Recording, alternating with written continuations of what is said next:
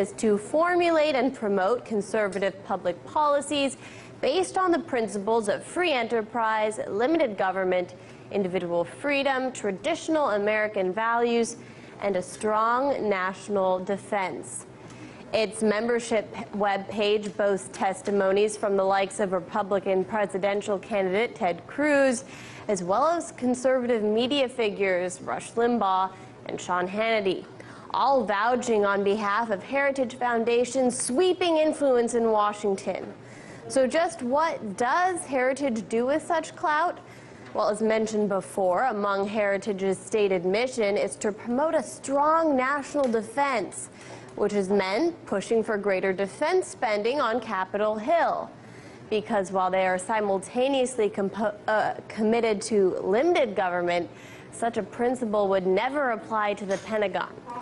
But now, newly leaked emails show that as Heritage has been lobbying for war, they've been in close contact with a company USA Today once ranked as the #1 war profiteer, Lockheed Martin. Take this, for example. For years, Lockheed has been developing the F-22 fighter jet, a warplane slated to take the place of current F-15 jets, which have been used for decades. Meanwhile, the Heritage Foundation has been producing reports promoting updated defense technology. I hear people talk about, well, you know, the United States military spends more money than the next 17 nations combined. Well, the next 17 nations combined are not committed to maintaining peace and stability around the world. We are.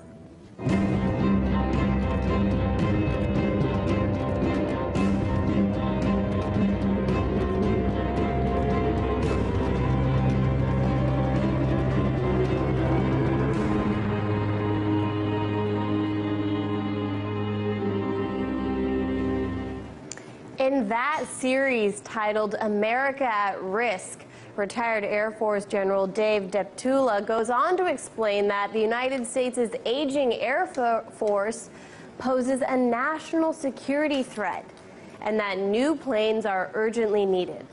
In fact, Heritage made similar claims back in 2009, that a so-called fighter gap or lack of wartime toys was a matter of national security. This is in response to a budget proposed by the Obama administration, which would have cut defense spending, including funding for the development of the F-22 fighter jet. In that very report, Heritage advises Congress override the president's budget and, among other things, purchase additional F-22 jets. Now, according to these emails, in the years leading up to that proposed budget and Heritage's rebuttal, Heritage and Lockheed officials met 15 times, including once with a man named Bill Ingley, Lockheed's top lobbyist. That year alone, 2008, Lockheed donated $40,000 to the foundation. And Lockheed has plenty of money to go around as long as there's war. Despite record losses on the stock market as a whole this year, Lockheed's worth has been climbing for years, particularly since President Bush launched the so-called War on Terror during his Axis of Evil State of the Union address in 2002. Because who can build equipment better to fight war than Lockheed? At least as long as there are think tanks there to promote the actual tanks. In Washington, Anya Parampil, RT.